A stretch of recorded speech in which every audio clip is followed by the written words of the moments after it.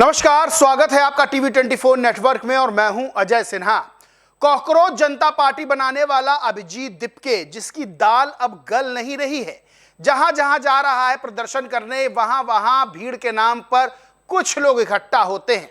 Social media पर भले ही 22 million followers हो कॉकरोच जनता पार्टी के, लेकिन अभिजीत दिपके को सुनने कोई नहीं आ रहा है। जंतर मंतर पर प्रदर्शन करते हैं तो 2200 लोग भी नहीं पहुंचते हैं। वहीं लखनऊ के इको गार्डन पहुंचते हैं तो छात्र कथित तौर पर अभिजीत दिपके को भगा देते हैं। आरोप लगता है कि अभिजीत दिपके छात्रों के प्रदर्शन को हाईजैक करने आ रहे थे। तो क्या अब अभिजीत दिपके अपनी राजनीति, अपना चेहरा चमकाने के लिए हिंदुओं पर आरोप लगा रहे हैं? मैं ऐसा क्यों कह रहा हूं? दरअसल अभिजीत दिपके जाते हैं पुणे में, और पुणे में जाकर अभिजीत दिपके कहते हैं, मैसेज फ्रॉम पुणेज यूथ, हिंदू मुस्लिम की राजनीति नहीं चलेगी, नहीं चलेगी। हिंदू मुस्लिम की राजनीति नहीं चलेगी। हिंदू मुस्लिम की राजनीति चलनी भी नहीं चाहिए। लेकिन अभिजीत दिपके 1 मई को क्या ट्वीट करते हैं वो मैं आपको बताता हूं। अभिजीत दिपके लिखते हैं, वे उसे वोट देते हैं कि वह मुसलमानों को परेशान करेगा, लेकिन आखिर में खुद ही परेशान होते हैं। ये बात वही समझते हैं जब आप अपनी जिंदगी बेहतर बनाने के बजाय दूसरों को परेशान करने को चुनते हैं, तो आप अपनी तरक्की को उसके लिए बेमतलब बना देते हैं। यानी कि बीजेपी को जो वोट करता है वो इसलिए वोट करता है कि मुसलमानों को वो परेशान करेगा। अब बीजेपी को वोट कौन करता है? जाहिर सी बात है, बहुसंख्यक वर्ग वोट कर रहा है बीजेपी को, तभी बीजेपी धड़ाधड़ जीत रही है।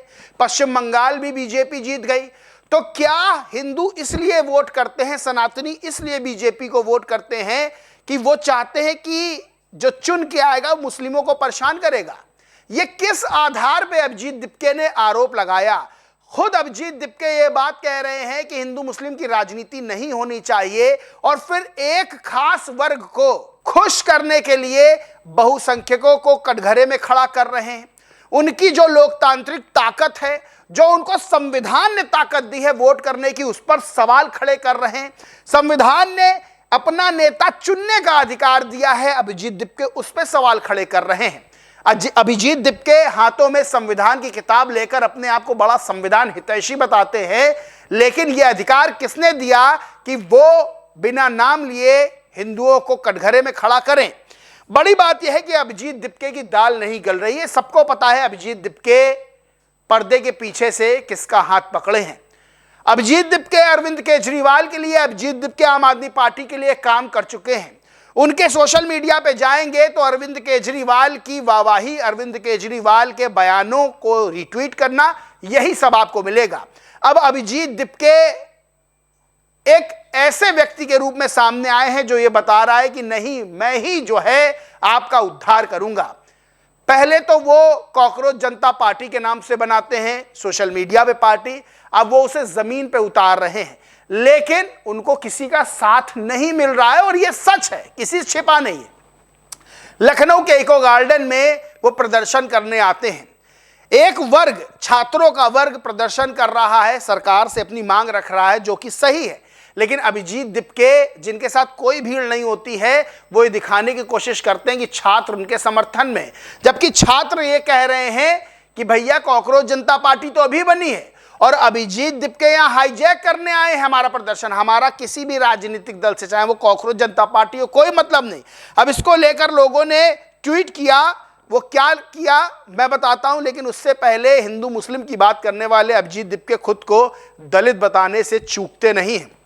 अभिजीत दिपके का एक ट्वीट है, लिखते हैं, मैं खुद एक दलित हूं, मुझे उम्मीद है इससे आपके सभी सवालों का जवाब मिल जाएगा। यानी कोई इनसे सवाल करता है तो जवाब में कहते हैं मैं दलित हूं। यानी जात पात की बात करते हैं, कहते हैं धर्म की राजनीति नहीं होनी चाहिए, और खुद जात पात की बात करते हैं। दरअसल इसी को दोहरा चरित्र, दोहरा चेहरा कहते हैं, जो अभिजीत दिपके कर रहे हैं। अब अभिजीत दिपके का फिर से लखनऊ में जो इको गार्डन का प्रदर्शन था वो फेल हो गया, क्योंकि उन्हें बीच से ही भागना पड़ा, निकलना पड़ा। खुरपेश नाम के ट्विटर यूजर लिखते हैं, लखनऊ के छात्रों ने अभिजीत दिपके के प्रोटेस्ट साइट को से हटा दिया।